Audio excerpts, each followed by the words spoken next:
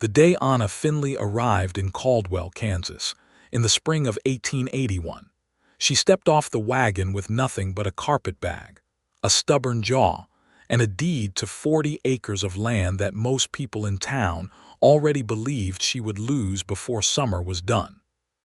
She was 24 years old, recently widowed after only 8 months of marriage to Thomas Finley, a man who had come west chasing silver and found instead a fever that buried him outside of Dodge City before he ever laid eyes on the land he had purchased. The deed had passed to Anna, and Anna, with no family left in Ohio and no reason to return to the small gray life she had known before Thomas, had decided that Kansas was as good a place as any to build something that was entirely and completely hers. Nobody in Caldwell had expected her to stay.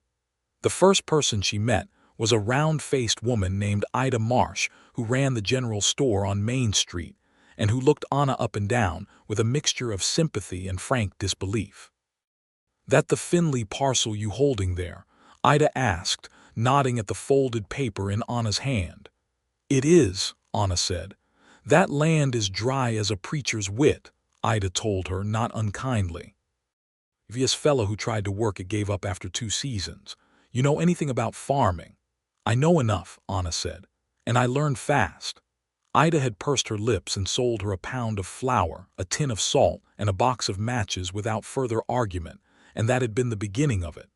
The parcel sat 2 miles east of town, at the edge of a shallow creek that still ran, though thinly, and what it needed more than anything was patience and water, and a set of hands that refused to quit. Anna had at least 2 of those 3 things in abundance. She moved into the small dugout that the previous tenant had abandoned, aired it out, patched the sod roof, and by the end of her first week she had turned over half an acre of ground with a second-hand plow and a mule named George, who had opinions about the direction of travel that did not always match her own. She planted corn and sorghum. She fixed a broken fence post using methods she invented on the spot. She carried water in 2 heavy buckets from the creek to her seedlings every morning before the sun got high enough to blister the earth, and every evening she sat in the doorway of the dugout and watched the light leave the sky and calculated what still needed doing and how she might manage it alone. She did not know in those first weeks that she was being watched. Nathan Turner lived on the neighboring property to the north, a modest but well-established cattle operation that his father had built, and that Nathan had run alone since his father's passing 3 years prior. He was 28 years old, lean and sun-darkened, with a habit of quiet observation that people in Caldwell sometimes mistook for coldness, and that was, in fact, nothing more than the careful attention of a man who had learned that the world repaid patience better than noise. He had seen Anna arrive. He had watched from a respectful distance as she unloaded her few belongings and began the work of making the old Finley parcel livable. He had noted the way she moved, purposeful and without waste, the way she assessed a problem before she attacked it, the way she spoke to that stubborn mule George with a firmness that was never cruel. He did not introduce himself. He told himself it was because she looked like a woman who did not need the unsolicited attention of a neighboring rancher. He told himself it was because she was working hard enough without the distraction of conversation. He told himself a number of things that were partially true and were also, in the way of most partially true things, a comfortable shelter from the fuller truth, which was simply that Anna Finley, from the very first morning he watched her wrestle that plow through the hard red earth, made something in his chest go quiet and alert in a way he had not felt in a very long time. So he watched, and he said nothing.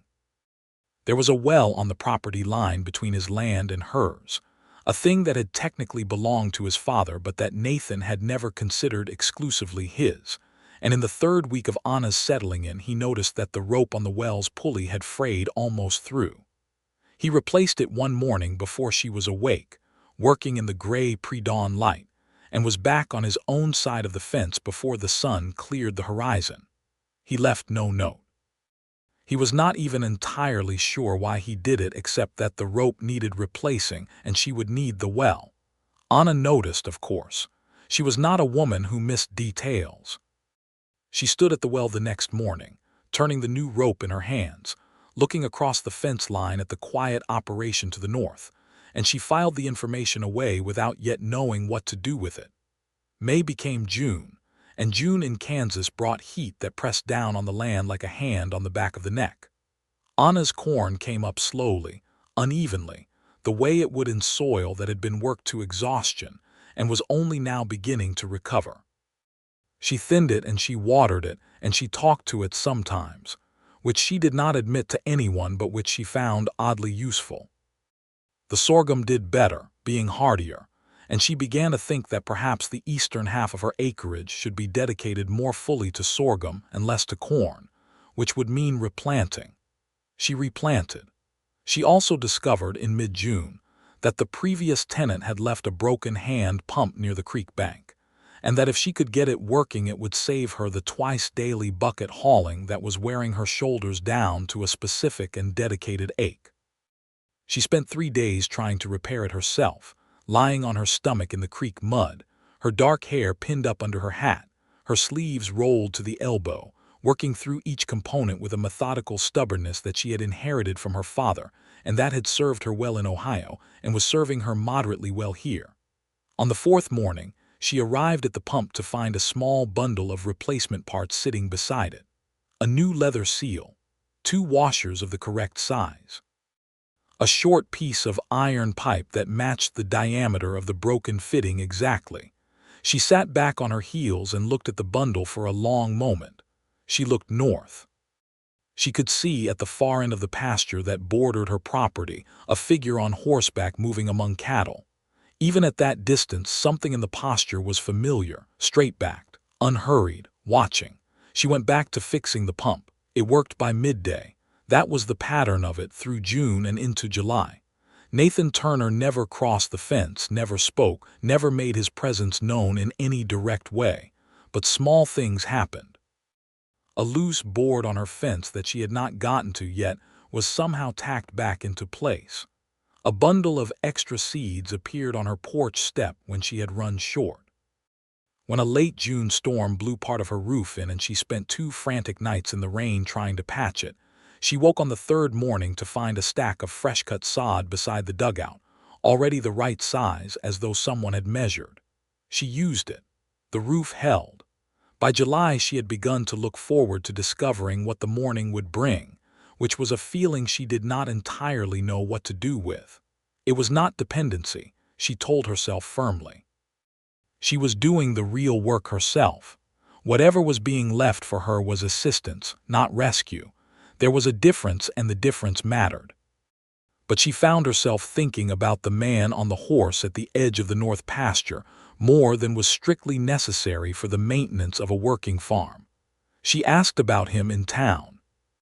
Ida Marsh, who knew everything about everyone in Caldwell by simple virtue of running the only general store within 5 miles, told her readily that Nathan Turner was a decent and honest man, that he had run the Turner cattle operation alone since his father died of a bad heart 3 years back, that he had never married though not for want of opportunities, and that he was generally considered the kind of neighbor you wanted and the kind of man who did not say much but meant every word of what he did say. Keeps to himself mostly, Ida added, wrapping Anna's flour. But he's solid. You could do worse for a neighbor. Anna thought about that for the rest of the ride home. July was the hardest month. The heat was relentless and the creek dropped lower than Anna had expected. She began rationing her water more carefully and she worried, in the quiet evenings, about whether the crop would make it. The corn was behind where she needed it, and the sorghum was struggling in the driest corner of the east field. She recalculated her finances in the small notebook she kept on the shelf above her cot, and the numbers were not comfortable. She had enough to last through September. After that, she would need the crop to carry her. She did not panic. Panicking was a luxury and she had not budgeted for it. She worked harder instead. She got up earlier. She stayed out later. She rigged a second water channel from the creek using techniques she read about in a dog-eared agricultural pamphlet. she borrowed from the county land office in town, and the channel worked better than she had hoped, pulling a thin but reliable thread of water to the base of the east field. She was proud of the channel. She stood beside it the evening she finished it and watched the water move through the little trench she had dug, and felt something warm and solid in her chest that was not quite happiness, but was the thing that lived just underneath happiness, which was the quiet knowledge that she was capable. Nathan saw the channel. He rode the fence line as he did most evenings, checking the cattle, and he saw it glinting in the low amber light, and he reined his horse in and looked at it for a long time. The woman had built an irrigation channel by herself, with a pamphlet and a shovel. He thought about that for several days afterward. There was a dance held in Caldwell every July, organized by the women of the Methodist Church, and attended by virtually everyone in the county, because there was not much else to do in July, and because people needed music the way they needed water. Anna went because Ida Marsh, who turned out to be a warm and persistent friend, had insisted on it with a firmness that matched George the Mule's opinions about the direction of travel. The dance was held in the town's main hall, a long wooden building that filled quickly with the smell of sawdust and candle smoke, and the particular energy of people glad to have a reason to put on their better clothes. A fiddle player and a man on a squeeze box provided the music, and the floor filled up quickly with couples. Anna wore her best dress, which was a dark blue that brought out the warmth of her brown eyes, and she danced twice with the blacksmith's son, who was a large, cheerful boy named Harold with no conversation but good rhythm, and once with a traveling cattle buyer who had a great deal of conversation and no rhythm at all, and she was standing at the side of the room cooling down with a cup of lemonade when she became aware, through some instinct she could not explain, that someone near the back of the room was looking at her. She turned her head slowly, the way she had learned to do when she wanted to look without appearing to look, and she found him immediately. Nathan Turner was standing near the back wall of the hall with a cup in his hand and his hat in the other, and he was looking at her with a directness that he dropped the moment she turned, shifting his gaze to the middle distance with a careful neutrality that would have fooled someone who had not been watching him watch her. Anna Finley was not someone that particular maneuver fooled. She looked back at the dance floor and took a sip of her lemonade and decided not to go over there. Not yet. There was something operating here that she did not fully understand yet, and she had learned, through the hard education of the last year, that it was worth waiting until you understood a thing before you acted on it. She saw him again twice more during the evening. Each time he was somewhere peripheral, present without pushing himself forward. He spoke to other men easily enough, she noted. He was not shy in any general sense. Only toward her did he maintain this careful, measured distance, and she filed that observation with all the others and went home at the end of the evening turning it over thoughtfully in her mind. August arrived on a wave of heat that hit the county like a closed fist. The creek dropped further. The irrigation channel slowed to a trickle. Anna was out in the field every day before sunrise and after sunset, and in the long, brutal middle hours she did every task that could be done in partial shade. Her hands were rough now, permanently, and her arms were stronger than they had ever been, and there was a callus along the inside of her right palm that she had not had in Ohio, and that she considered in her private thoughts a kind of medal. But the corn was struggling. She knew it the way a person knows a thing they have been watching closely for months. The ears were forming, but they were thin, and some of the stalks in the dry corner of the field had begun to yellow at the tips. She walked the rows every morning with a careful eye, making adjustments, talking quietly to the plants in a way she still did not admit to and that she had come to believe actually helped, though she could not have said why or how. She was in the field on a Tuesday morning, kneeling in the dirt between two rows, examining the roots of a struggling stalk, when a shadow fell across her. She looked up. Nathan Turner was standing at the edge of the field. He was hatless, his dark hair pressed down from where the hat usually sat, and he held his hat in both hands in front of him in a way that made him look, despite the broadness of his shoulders and the weathered certainty of his face, somehow younger than she had expected. He was looking at her with an expression that was concentrated and serious, and that contained, beneath those surface qualities, something she recognized as a kind of nervousness that he was working to keep still. "Miss Finley," he said. His voice was low and even, the voice of a man accustomed to saying only necessary things. "Mr. Turner," she said, and stood up and brushed the dirt from her knees without hurrying. There was a pause. It was not an uncomfortable pause. It was the pause of two people who are taking the measure of something that cannot be rushed. "Your irrigation channel is well made," he said finally. "Thank you," she said. "I had help from a pamphlet." Something moved in his eyes, not quite a smile yet, but the thing that preceded a smile. "I saw the well rope," she said, keeping her voice even. He did not deny it. He looked at her steadily. "And the pump parts," she said. "And the sod. And I think the extra fence board on the southwest corner." He was quiet for a moment. "The fence board was coming loose," he said. "I know," she said. "I had seen it. I was going to get to it." "I know you were," he said, and there was something in the way he said it, something that carried a specific weight that made her study his face more carefully. "Why didn't you come over?" she asked. "Any of those times?" He turned his hat over in his hands once, then settled it more firmly between them. "I didn't want to presume," he said. "Presume what?" "That you wanted company," he paused, "or help that came attached to conversation." Anna looked at him for a long moment. Around them the field was very quiet and very hot, and the sky above was that particular blinding white-blue that Kansas wore in August. "The help was welcome," she said carefully. "The distance was somewhat confusing." "I understand that," he said, and he sounded like he meant it, like he had thought about it.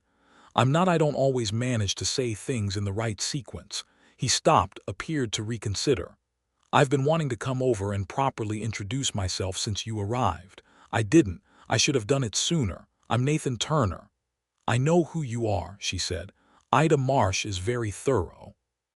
This time the thing in his eyes completed itself into an actual smile, brief and warm, and it changed his face enough that she had to actively maintain her composure. "Can I ask you something?" she said. "Yes," he said. "The corn in the east corner," she said. "The yellowing ones. What would you do about them?" He looked toward the field. She watched him look, the way his eyes moved along the rows, the way he read the information the crop was giving without appearing to hurry. "More water if you can get it," he said. "If the channel's too low, I have a second cistern I'm not using right now. You could borrow it. And I'd pull the stalks that are most gone. They're drawing on the root water that the healthier ones need." She nodded slowly.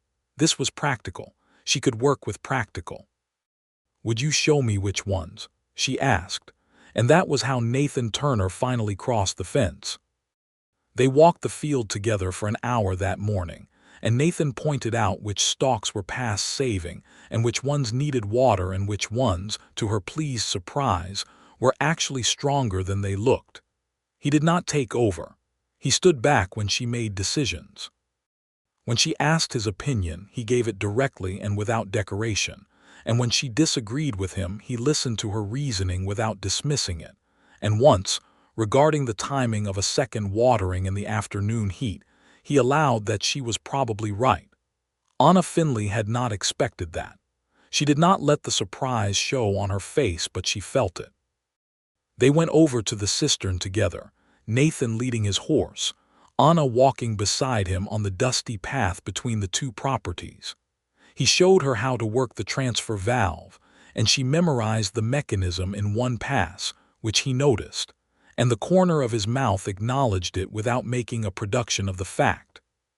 She brought the cistern water to the east field that afternoon and spent the rest of the day nursing the struggling stalks, pulling the unsalvageable ones as Nathan had suggested, redistributing the root space and the moisture. And when she walked the rows in the last light of evening, she thought the remaining plants stood a little straighter, though she acknowledged that might have been wishful seeing. She was washing her hands at the well when she heard hoofbeats and looked up to find Nathan riding along the fence line the way she had seen him do every evening. He pulled up when he reached the point nearest her well and looked at her across the fence. "How are the east rows?" he asked. "Better," she said. "I think time will say." He nodded. He looked at his hat. He looked back at her.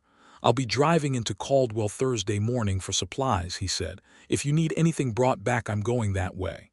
"I need to go myself," she said. "I have a letter to post." The pause that followed was brief and direct as a line in the dirt. "I'll bring the wagon around at 7, he said. "I'll be ready," she said. He rode on. She stood at the well watching him go and pressing her lips together against the feeling that was rising in her chest, which was warm and a little terrifying, and entirely outside the budget she had set for herself when she arrived in Kansas. She allowed it anyway. The drive to Caldwell on Thursday was 3 hours of conversation that opened slowly, the way a landscape opens when the light changes from morning to midday. They started with practical things: crops, water, the price of cattle feed in the current market, and Nathan drove with the easy competence of a man who had done this road 10,000 times, and Anna sat beside him on the wagon bench and watched his hands on the reins and thought about patience. She told him, because it felt honest and relevant, about Thomas, about the marriage that had been less a love story than a practical arrangement between two people who respected each other and hoped that something larger might follow, about the fever that had ended him before that something could be tested, about the deed that had passed to her and the decision to come west. Nathan listened without rushing her and without saying things designed to make her feel better. "Were you grief-stricken?" he asked, and the directness of the question surprised her into a real answer. "I was," she said. "I was also honest with myself about what we had and what we hadn't had yet. I grieved the man, and I also grieved the possible life. It wasn't the same as losing someone you had loved for 30 years. She paused. "Does that sound cold?" "No," he said. "It sounds like someone telling the truth about a complicated thing." She looked at his profile. He was watching the road ahead. "What about you?" she asked. "You've never married." "No," he said. He was quiet for long enough that she thought he wasn't going to add anything. Then he said, "My father's health went bad when I was 22. I stayed on the ranch to keep it running. When he passed, there was the work of getting the operation stable again. And he stopped, reconsidered. I've been particular," he said finally, "about what I wanted. That made it slower." "Particular," she repeated. "I know what I want," he said. "I've just been patient about finding it." She looked at the road ahead and did not say anything. But she was thinking very clearly and steadily, the way she thought about things that mattered. They did their errands in town and had lunch at the small eating house next to the land office, where Ida Marsh materialized at their table within 4 minutes with a look of tremendous satisfaction that she was not entirely hiding. "Well," Ida said, taking in the two of them at one table, "how's the East Field, Anna?" "Improving," Anna said. "Mr. Turner advised me on the corn." "Did he?" said Ida, in a tone that held at least 3 separate meanings, and that Anna chose to ignore for her own preservation. On the drive home, the conversation deepened further, and by the time they reached the point where the road split, Anna's drive north and Nathan's east, there was something established between them that had not been there in the morning. Not named, not rushed, but there, solid and clear as the creek stone she had pulled from the irrigation channel the day she built it. He helped her down from the wagon at her gate. His hand around hers was steady and warm, and he released her without holding on longer than was proper, but his eyes stayed on her face a beat longer than necessary. "Thank you for the company," he said.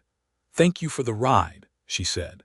She went in and put the kettle on and sat at her small table and thought about Nathan Turner in the particular, honest way she allowed herself to think about things that were beginning to matter. September came, and with it, a slow, merciful cooling, and the rains that August had denied arrived in the first week of September in 3 successive storms that were loud and dramatic, and that Anna stood on her porch watching with a feeling of profound relief. The creek rose.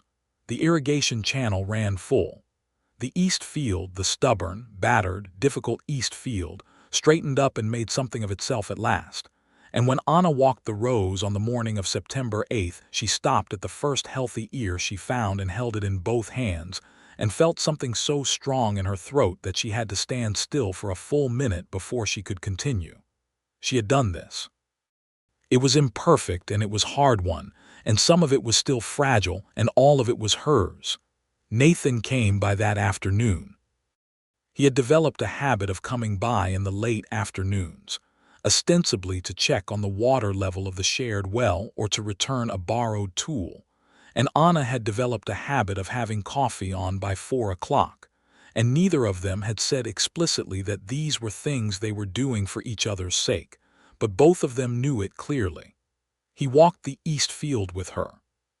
He was quiet while she showed him the ears, and when she reached the southwest corner where the stalks were tallest and most robust, he put his hands on the top rail of the fence and looked at the field with an expression she had come to associate with him when he was thinking something he was deciding whether to say. "You're going to have a real harvest," he said. "Yes," she said, "I am." "Took everything you had to do it," he said. "It took most of it," she said. "I held some back." He looked at her then, a long, direct look that was different from the careful peripheral watching of the early months, and she held it steadily. "Anna," he said. It was the first time he had used her first name.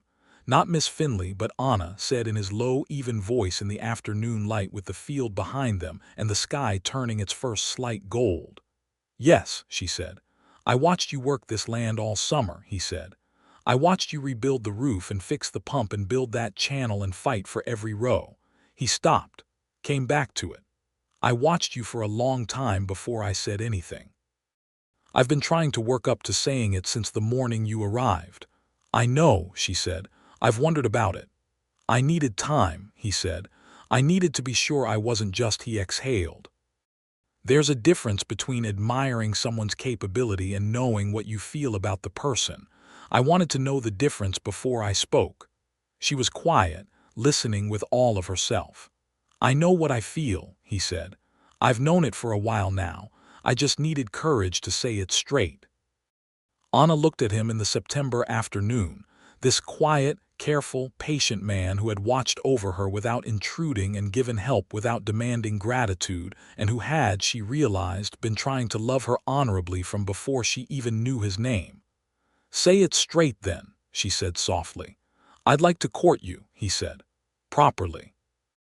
If that's something you'd be willing to consider." The simplicity of it undid her a little. Not the sweep of it, not any great declaration, just the directness of a man who knew what he wanted and was finally willing to say so without decoration. "It is," she said. And then, because she was Anna Finley and directness ran in both directions, she said, "But I want to ask you something first." "All right," he said. "Why didn't you come over before?" she said. "Not in the first week or two, I understand that, but you saw me struggling all summer. The roof, the pump, the irrigation. Why did you wait all that time before you said a word?" He was quiet for a moment. He looked at the field. He looked back at her. "Courage," he said simply.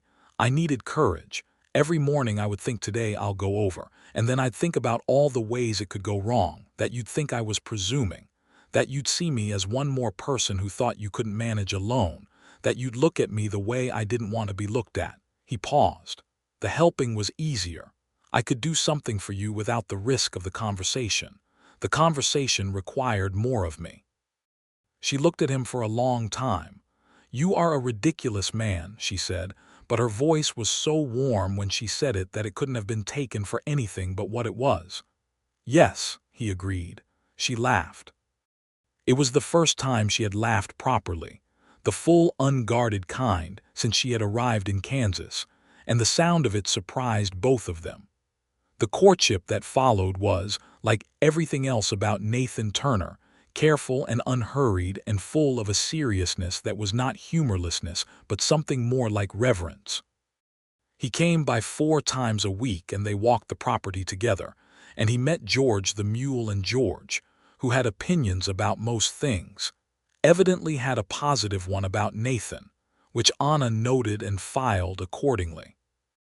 They drove to town together for errands and sat together in the eating house, and Ida Marsh went from barely concealing her satisfaction to making no effort to conceal it whatsoever. "It's about time," Ida said, the third time she saw them come in together. "You don't say," Anna said pleasantly, and Nathan drank his coffee and looked out the window with the particular expression he wore when he was amused and not going to admit it. The harvest came at the end of September, and it was not the harvest Anna had originally imagined when she planted in the spring smaller than optimal, the corn uneven, the sorghum the more reliable earner. But it was real and it was hers, and it was enough to secure her through the winter and into the next planting season. Nathan helped with the harvest. He brought his horse and his energy and his efficient, unpretentious capability, and they worked the field together for 3 days. And on the evening of the third day, when the last wagon load was stacked in the small barn she had repaired, Anna sat down on a hay bale and put her face in her hands and breathed. Nathan sat down beside her. "Not close enough to crowd, close enough to be present. First one is the hardest," he said quietly. "I know," she said into her hands. "Next year you'll know the land better." "I know that too." She lifted her head and looked at him. He was watching her with that expression she had come to know, the one that was careful and warm and that said she was seen in the fullest sense. "Thank you," she said, "for this and for all the months before this." "It was nothing," he started. "It was not nothing," she said. "Don't diminish it. It wasn't nothing to me." He absorbed that, nodded. "You're welcome," he said. The autumn deepened. The days shortened and the prairie turned gold and brown, and the sky went to that high clear blue of November. And Anna finished her first full season on the Finley parcel and looked around at what she had built and felt.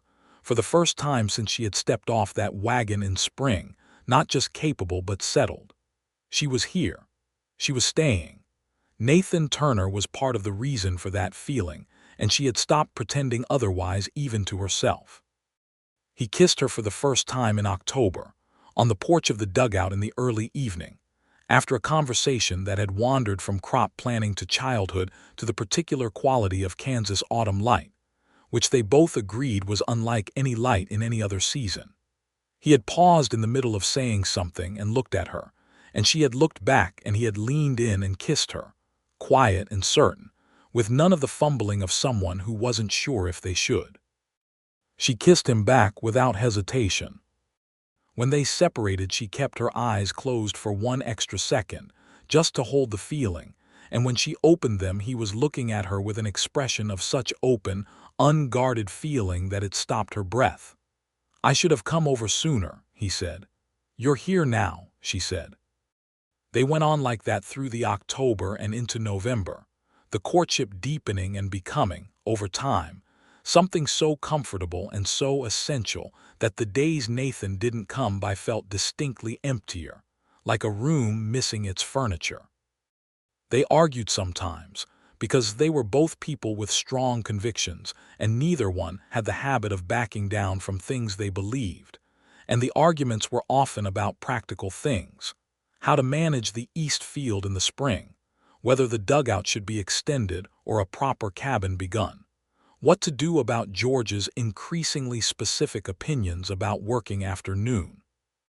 They argued well, which is to say they argued honestly and listened even when listening was irritating, and they came through the argument to better ground more often than not.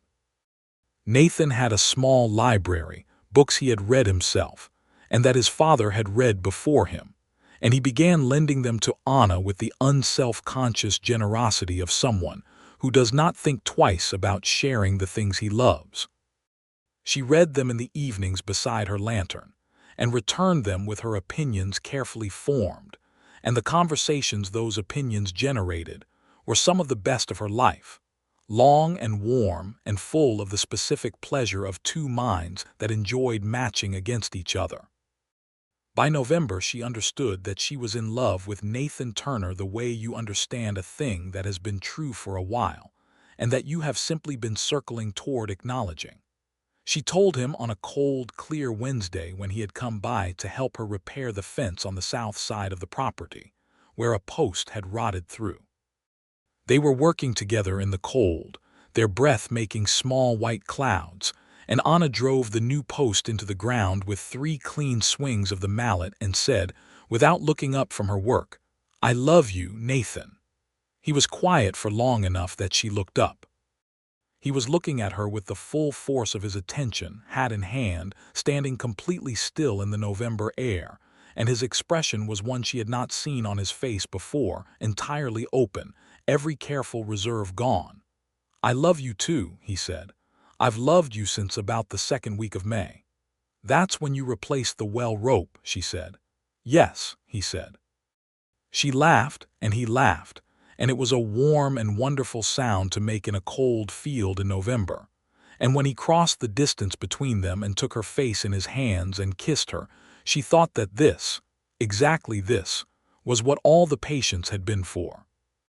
Nathan Turner asked Anna Finley to marry him on a Sunday in December, standing in the small sitting room of the Turner ranch house that she had been visiting for 2 months now, and that she had come to love for its particular combination of her own values and his. He did not make a production of it, no speeches or grand gestures.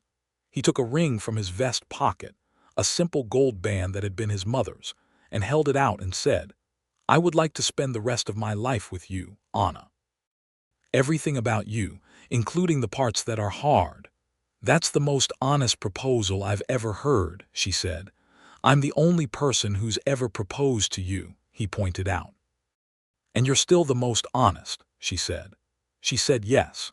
She said it clearly and fully and without reservation. They were married in February of 1882 in the Methodist Church in Caldwell, in a ceremony attended by Ida Marsh, who cried demonstrably and without apology, and a collection of townspeople who had watched these two for 9 months with the invested interest that small communities bring to love stories. The minister was a kind man named Reverend Howell, who performed the ceremony with warmth and brevity, and who noted in his remarks that he had rarely seen 2 people so suited to the particular challenges of the other. Anna wore a cream-colored dress that Ida had helped her stitch from fabric ordered specially from the dry goods catalog, and Nathan wore a clean dark coat and his best hat, which he removed at the door and held during the ceremony. And when Reverend Howell told him he could kiss his bride, he did so with a quiet sureness that made Ida Marsh reach for her handkerchief again. After the ceremony they had a small dinner in the church hall, and there was a fiddle player and people danced, and Anna danced with Nathan in the way that she had wanted to dance with him since the July dance where she had first seen him watching her from the back of the hall, close and easy, and with none of the distance that had characterized all those early months. "You should have asked me to dance in July," she told him. "I know," he said. "Why didn't you?" "I needed courage," he said, and she heard the echo of what he had said in the September field, and the echo was so complete and so warm that she pressed her forehead briefly to his shoulder, and he pressed his cheek briefly to the top of her head, and they stood like that for one measure of music in the middle of the dance floor in Caldwell, Kansas, before they picked the rhythm back up and kept dancing. The honeymoon, such as it was a week spent at the ranch, not traveling anywhere, because there was no practical way to travel in February, and because neither of them were people who needed spectacle.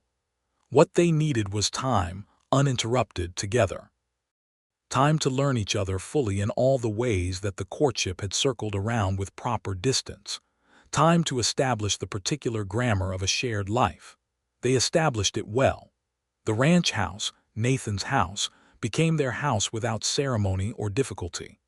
Anna brought her few things from the dugout, which they agreed to keep for storage, and which Anna privately thought she might someday use as a writing room, though she hadn't told Nathan that yet. She hung her 3 pictures on the walls of the ranch house and put her notebooks on the shelf beside his books, and the integration was as natural as if the space had always expected her. George the mule was relocated to the Turner barn, where he proceeded to have strongly held opinions about his new stall neighbors that Nathan managed with a patience Anna found both touching and slightly hilarious. The spring of 1882 arrived, and with it their first full planting season together, which was a fundamentally different experience from the previous year in every important way. They planned the fields together, arguing productively about the rotation, and the Finley parcel and the Turner cattle operation began to function in concert in ways that benefited both. The water management easier with two properties cooperating, the labor less grinding when distributed between two capable and willing people. Anna put more of the Finley parcel into sorghum and kept a smaller but better managed corn section. And she planted a kitchen garden at the south side of the ranch house that was strictly her own project, and that she tended with a possessive attention that Nathan respected entirely.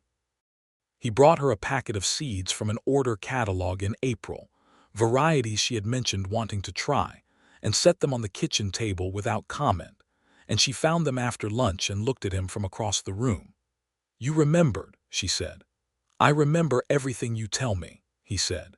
She crossed the room and kissed him in the kitchen in the afternoon light, and he put his arms around her and held her with the warmth of a man who had waited a long time to have something worth holding. The spring was good. The summer was hard, as summer in Kansas always was, but it was a different kind of hard now. There were two sets of hands and two sets of eyes and two minds working on every problem, and the problems that had seemed overwhelming the previous year seemed, now, merely significant. They also had new troubles.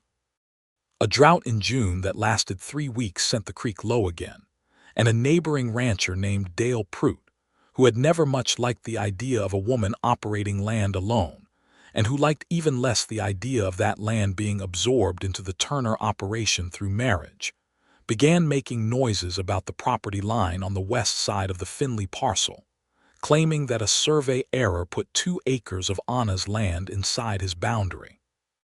Nathan's jaw went tight when Anna showed him the letter Prout had sent. "This is nonsense," he said. "I've seen the original survey markers." "So have I," Anna said. "He's betting you won't fight it," Nathan said. "He is betting incorrectly," Anna said flatly.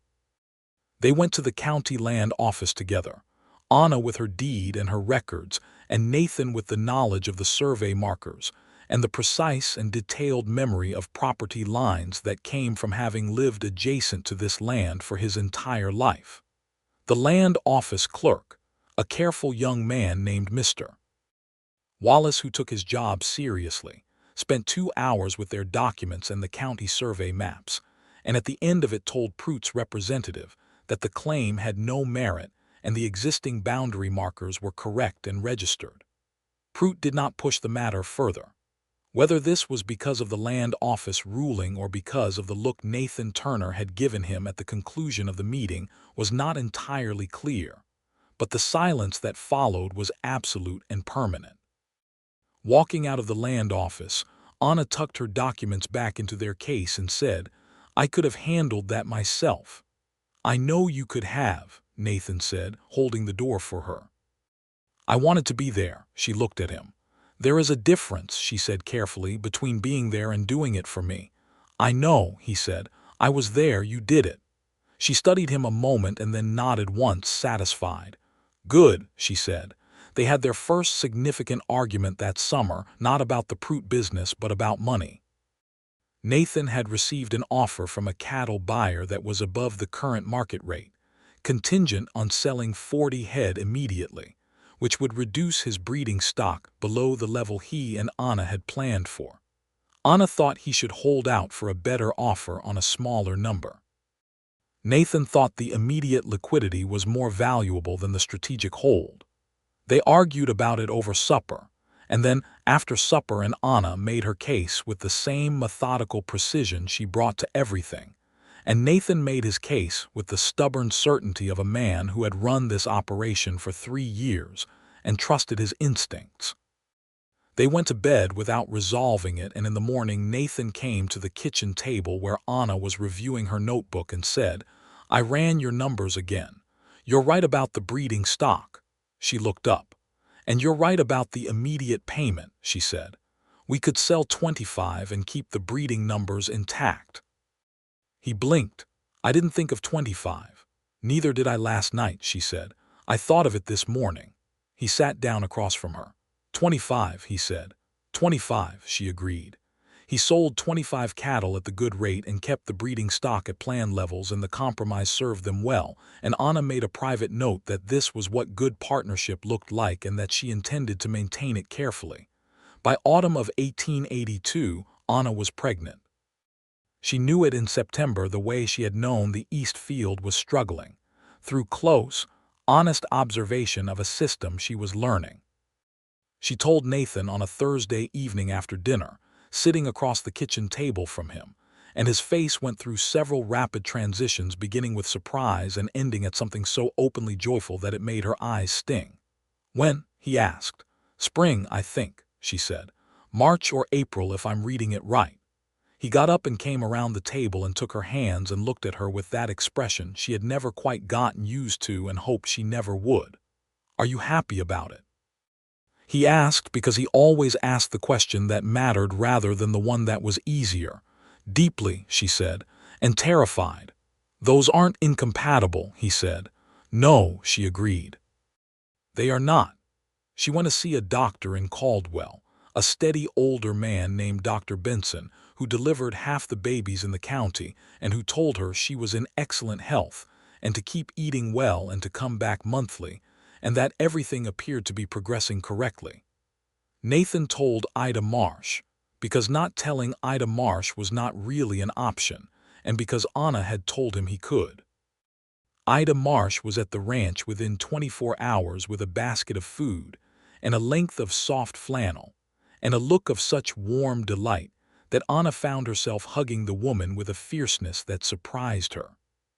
The winter of 1882 into 1883 was cold and deep-snowed and beautiful, in the particular way of Kansas winters that come in hard and stay long, and produce a quality of silence over the landscape that is unlike any other silence. Anna, as the pregnancy advanced, was grateful for the slower pace the season imposed, though she was not a woman who stopped working, and Nathan, who understood this completely, made no effort to make her stop but made sure every physical task was shared, and every heavy thing was his responsibility without discussion. They talked, through those long winter evenings, about everything they were building, and about the things they had each left behind to get here. Nathan talked about his father more than he had before, and Anna talked about her mother, who had died when Anna was 15, and about Thomas, whom she had made peace with and whose memory she held with kindness and without guilt. Nathan listened to all of it with the same quality of attention he had always given her, the kind that made you feel that what you were saying was being received and kept. They read aloud to each other sometimes, taking turns, one of Nathan's books or one of the agricultural journals Anna subscribed to, their voices trading off in the lamplight while the snow pressed at the windows, and George the mule made periodic commentary from the barn. Their son was born in April of 1883, on a Thursday morning after a labor that Dr. Benson pronounced efficient, and that Anna privately considered one of the hardest things she had ever done, which from her was saying something. He was born with a pair of lungs that he exercised immediately and at length, and a head of dark hair that was unmistakably Nathan's. Nathan held him within minutes of his arrival, standing at the side of the bed with his son in his arms, and his face was completely and unguardedly open in a way that Anna had only seen a few times before. On the evening she told him she loved him, and on the morning she said yes, and on their wedding day. "Hello," he said quietly to the baby, who was at this point still registering his opinions about the world with some vigor. "He has your hair," Anna said from the bed. "He has your mouth," Nathan said. "Even angry it's yours." They named him James for Nathan's father, with Thomas as a middle name for Anna's first husband, because Anna had suggested it and because Nathan had said immediately, without hesitation, that he thought it was exactly right. James Turner came home to the ranch house and proceeded to reorganize its operations according to his own scheduling preferences, which did not always coincide with anyone else's.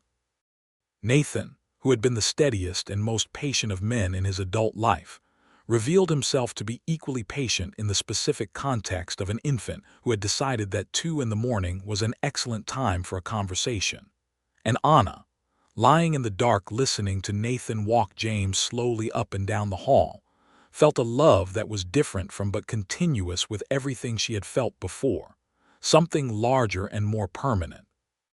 A feeling that this was exactly the life she was meant to be living, and she had found it, and she intended to hold it. James was 3 months old when Ida Marsh came by for a visit and held him with the practiced ease of a woman who had helped raise half the county, and said to Anna, "You look like someone who's figured out where they belong." "I have," Anna said. "Good," Ida said. "About time this county had someone with your backbone staying put." Anna smiled and did not argue with that at all. The spring planting of 1883 was done with James in a basket near the field edge, in the shade, from which position he observed agricultural operations with a serious and critical expression that Nathan said was either inherited contemplation or gas, and Anna said was probably both. The Finley parcel continued to produce. The sorghum was strong now, 3 seasons in, the soil improving year on year with the management approach Anna had developed and refined. The kitchen garden was extraordinary, a point of genuine pride, and Anna had begun selling surplus vegetables in town at Ida's store, a small enterprise that was growing into something real. Nathan's cattle operation expanded in 1883, cautiously and according to the plan they had developed together over the winter. 2 additional hands were hired, young men from the county who were reliable workers, and the operation took on a scale that required more organization than Nathan alone could manage, while also maintaining everything else. Anna began keeping the books for the ranch, because she was better at arithmetic than he was, and because she found the organization of financial information genuinely satisfying in the way she found all complex systems satisfying when they were well managed. She and Nathan worked side by side through 1883 in the way they had come to work, 2 people who knew each other's rhythms and trusted each other's judgment, and who argued productively and loved each other consistently, the large daily steadiness of it being the thing she had not expected when she stepped off the wagon in 1881 with her carpetbag and her stubborn jaw. She had expected survival. She had not expected to thrive so fully, in so many directions at once. In the autumn of 1883, James began pulling himself upright against the furniture and looking around at the world with an expression of great satisfaction at his own capabilities, and Anna watched him do it from across the room and thought of herself doing the same thing 2 springs ago, finding her feet on difficult ground, refusing to stay down. Nathan came into the room and stood beside her and watched James take 2 lurching steps along the side of the bench, grip, fail, recover, continue. "He's going to be walking by November," Nathan said. "He's stubborn," Anna said. "Wonder where he got that," Nathan said mildly. She bumped her shoulder against his. He put his arm around her. They stood like that, watching their son navigate his first solo attempts at upright motion, and the late autumn light was coming through the window at that angle it got in October, low and amber and warm, and the smell of whatever Anna had on the stove was threading through the house, and outside the ranch house the land they had built and maintained and fought for was settling into its winter quiet. By the spring of 1884, they had 3 years of marriage behind them, and James was beginning to speak with a volume and enthusiasm that filled the ranch house from one end to the other. Anna discovered in February that she was pregnant again, which she announced to Nathan over breakfast with a directness that was purely her own. "Again," she said, sliding a plate in front of him. He looked up. He looked at her. "Again," he said. "April, I think," she said. "Maybe May." He stood up from the table and came around to her, and she was already turning toward him, and he held her for a long time in the kitchen while James, in his high chair, provided a running commentary on the situation. This second pregnancy was different from the first, not harder exactly, but fuller in the way that everything was fuller now. The ranch busier, the operation larger, James demanding and wonderful and expanding every day. Anna continued to work through it. adjusting her pace in the later months with a pragmatism that impressed even Dr. Benson. And Nathan continued to make every heavy thing his responsibility without discussion, and to bring her the specific kinds of things she wanted without being asked. Hot tea in the evenings, and the particular pillow arrangement she had figured out in the 7th month, and the quiet company of someone who could sit with her when she needed sitting with. The baby came in early May, a warm, clear morning that felt like the kind of May morning that the whole winter had been saving up to produce. This one came faster than James, which Dr. Benson said was usually the way with a second child. It was a boy again, darker eyes than James, and from the very first hour, a quality of observation that was still and careful, and that Anna recognized with a feeling that was partly amusement and entirely love. "He watches everything," she said. "Yes," Nathan said, looking down at the baby in his arms. "Like someone else I know," she said. Nathan looked up at her. Something moved through his expression that was quiet and complete, and that she recognized as a kind of happiness that had nowhere left to grow, because it had already filled everything available. They named him Henry for no one in particular, simply because it suited him, and gave him William as a middle name for Anna's father, which felt right and whole. James, who was 2 years and several months old and had opinions about most things, accepted his brother's arrival with initial suspicion and eventual proprietary affection, patting Henry's head with more force than was strictly necessary, and announcing to anyone who came to visit that the baby was his. The ranch in the summer of 1884 was a full and working and living thing, the cattle operation at a scale that required Nathan's full daily attention, the crops on the Finley parcel in their best season yet, the books balanced and organized in Anna's clear handwriting, the kitchen garden producing in abundance, the 2 hired hands reliable and good, and 2 small boys inhabiting the house with the comprehensive energy of children who are healthy and interested in everything. Anna sat on the porch on a July evening when both boys were asleep and Nathan was beside her, and the sky was turning through pink and gold in the first faint violet, and the air was warm and carried the smell of the prairie, which she had come to love above most other smells in the world. "Do you remember," she said, "the morning you came over to the field, August of '81? "I remember everything about it," he said. "You had your hat in both hands," she said. "You looked terrified." "I was terrified," he said without embarrassment.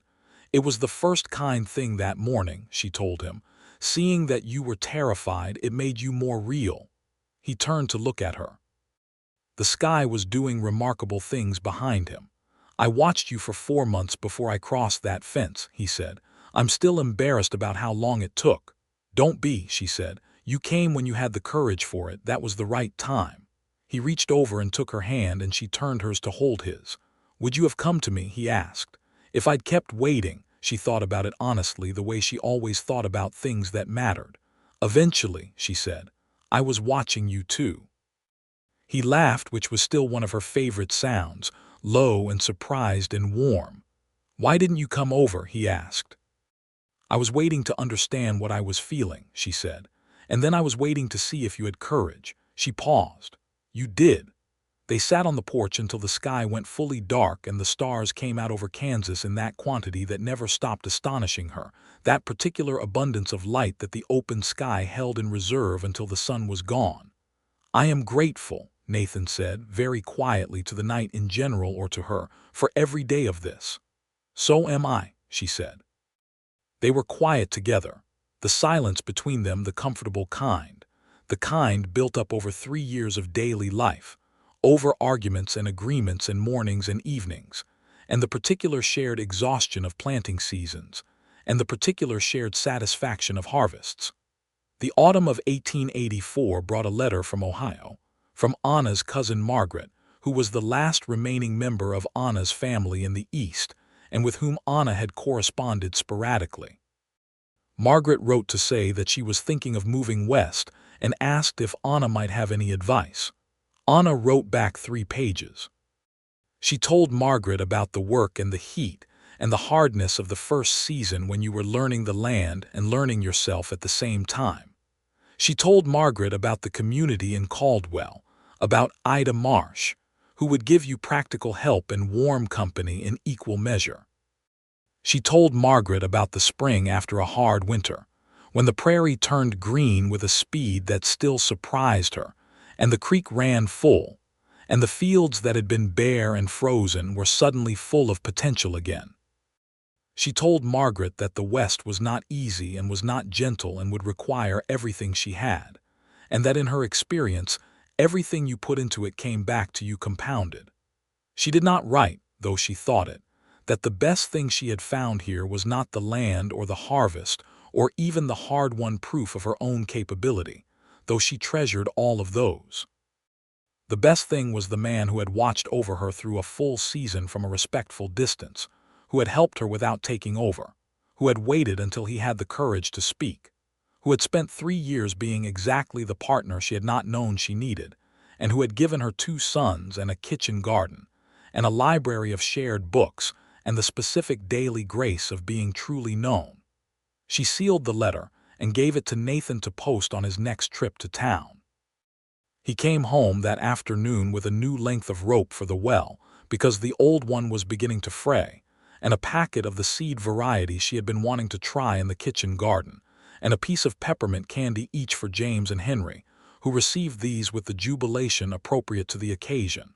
He set the seeds on the kitchen table without comment. "I saw Ida," he said, hanging up his hat. "She says to tell you the catalog order for the new flannel came in." "Good," Anna said, stirring the pot on the stove. He also said, "And I'm reporting this verbatim, that you and I are the best thing that's happened to this county in 10 years and that you should come for tea on Friday." Anna laughed, her back to him. "Tell her I'll be there," she said. He came up behind her and put his hands on her shoulders briefly, warmly, the kind of touch that was not a gesture but simply an expression of presence. "Good day?" he asked. "Good day," she said. "Henry slept an hour in the afternoon and James helped me with the garden." Did he help or did he reorganize it according to his own vision? "Both," she said. "He has his father's certainty." "And his mother's energy," Nathan said. "Lord help us," she said. He went a wash-up, and she finished dinner and James came in from the yard where he had been investigating something in the dirt, with the focused attention of a future farmer or scientist. And Henry woke from his nap with the particular cheerful insistence that had characterized him since birth. And Nathan came back to the kitchen and lifted Henry out of his cradle without being asked, because that was the kind of man he was. They sat down to dinner together in the kitchen of the ranch house that had become completely and irrevocably their house, and outside the window the Kansas evening was turning the sky its remarkable colors. And James told a story about a frog he had found with such narrative commitment that Nathan asked 3 follow-up questions entirely seriously. And Henry made his position on the carrots clearly and consistently known. And Anna sat at her table in her home on her land in the life she had built and felt.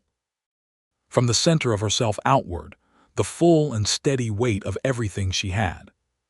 She had come to Kansas with a deed and a carpetbag and a stubbornness that had turned out to be exactly sufficient. She had planted crops in difficult soil and fixed what was broken and built what was needed and found, waiting on the other side of the fence, a quiet and patient man who had needed courage to cross it. She had crossed her own distances to meet him. The spring of 1885 came with that characteristic Kansas urgency, as though the land remembered what winter had cost and was determined to make back the debt in color. The fields greened quickly. The creek ran full. Anna's kitchen garden went in on a perfect mid-April morning, while James helped with variable quality and Henry sat in his basket and watched with those dark, observant eyes.